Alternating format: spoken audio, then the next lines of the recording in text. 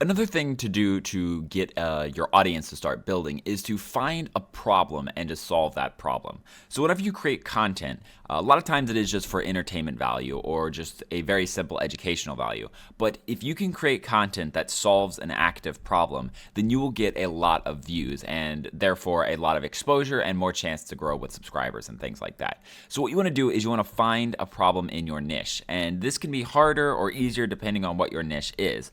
So for me, I make tutorials. It's actually a little bit difficult to find something that no one else has created a tutorial on. So a lot of times what I have to do is I have to either think of a problem that I've had in the past and create a video on that, or go look at some common high sort of traffic videos and then see if the problem was solved, if a lot of people like that solution. And if they don't, that's sort of my opportunity to jump in and solve the problem myself, to figure out a better way, a faster way, a more efficient way to do it.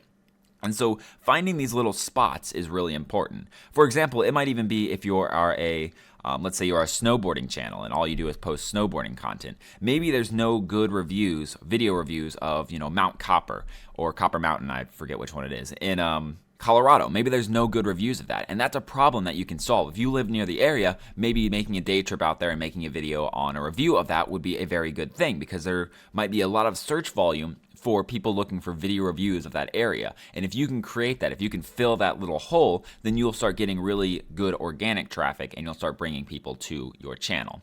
So, creating sort of cliche content isn't the worst thing in the world. I mean, everyone needs their sort of base videos, but looking for things to share, looking for things that are going to get shares, that are going to solve a problem that people are going to get actual value from, that's the best way to start building up your YouTube channel. One of the things that I did was I researched just a couple of topics, some really high, some topics that I thought that people would search for a lot. And through researching these, I created a couple of videos. And at first I didn't do very well, but over time they actually started to fill the niche more and more. And one of my videos, How to Reduce Grain in Premiere Pro, actually has 172,000 views. And that's just from about a year of viewing.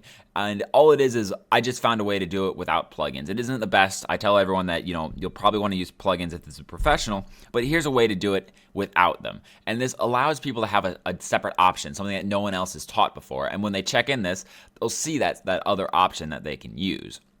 And so finding these sorts of areas, finding these niches, if you're a vlogger, finding places to review, or if you are, a crafts person, finding a way to create something that a lot of people want to create, but they don't necessarily have the skill to do it, so maybe you find a way to do it in a less skilled manner. There's a lot of ways to do it. All you need to do is think, what's the problem? How can I solve the problem?